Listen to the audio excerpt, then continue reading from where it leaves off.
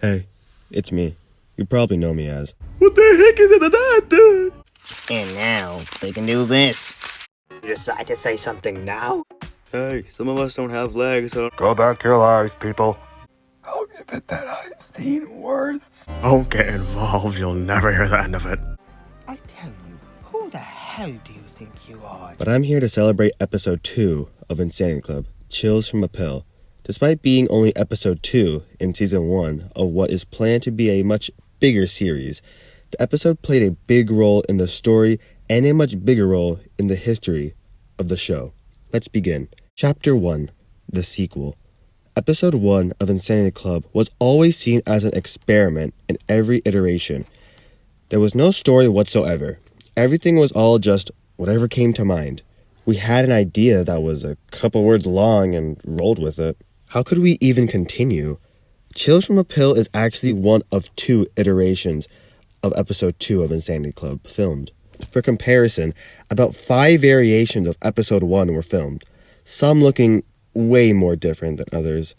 The original trailer for that first version is still alive. Look at that.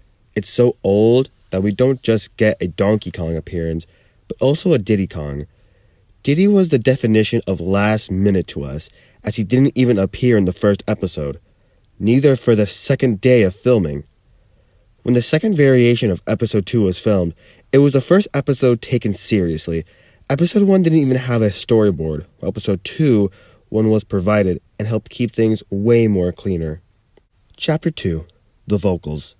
Insanity Club's episode 1 and 2, the ones out to the public, were filmed with the second co-director. Going forward, anything else you saw was with the new co-directors. But because those 2 episodes had someone else, episode 2 was the only time you would hear some of the characters with a certain voice. Due to time complications, we couldn't go back to those old episodes and redo those lines for the public release version. Episode 3 will probably be the last time any original audio pieces will be heard. That's not to say all the original audio stayed. That tissue box thing, the main thing of the episode, yeah, that was originally me.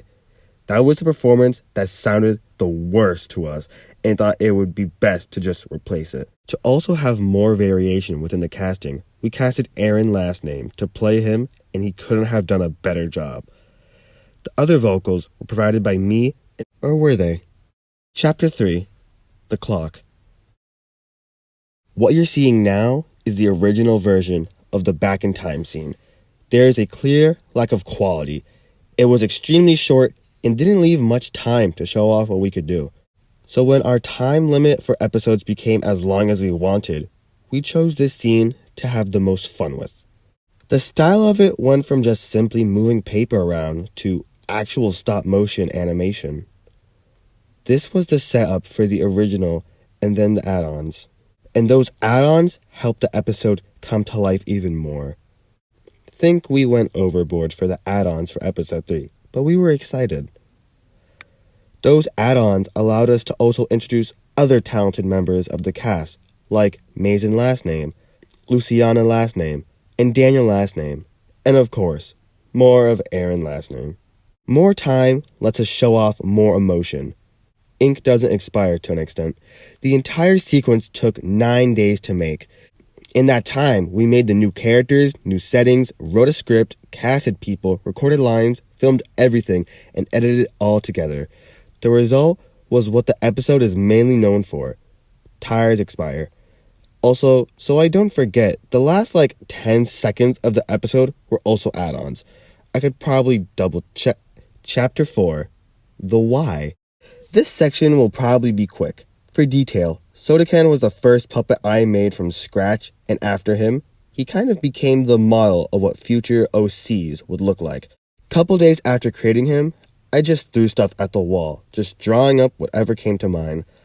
Lots of characters are the product of that session, and one of those characters was Tissue Box. However, tissue boxes represent other things like crying and sinning. So why allergies? Well, in the simplest terms, I have horrible allergies. I don't know if you can hear it, but I am very congested while recording this. If any character sounds congested, that's why. Guess my family has a bad history of health. Chapter 5. The Conclusion. In conclusion, Episode 2 might not stand out to me personally, but I love it a lot. The energy the new actors brought to the public version really helped brighten it up, and the new co-directors helped put the episode into a new perspective. We love working on Insanity Club, and we are so proud that 100 people were able to stop by and watch the sequel episode to our little pilot that sparked everything. If any of the other main projects reach a good milestone, we might do something like this again, but it's to be determined. Anyway, hope you enjoyed this documentary of the creation of Chills from a Pill. What's that? You somehow managed to stay all the way through the video to this part? Well, what were you expecting? Maybe me bringing up how we released this the same time we released a teaser trailer to our new short film idea, A Bolt of Brilliance, a Detective Pikachu parody, and an update to our casting roster for our first movie. Well, it was no mistake, especially when we asked you guys which of these 3 projects were to be released first. I guess if you want to count time, then you got your answer, but if you're going by the day, then you got yourself a little gag.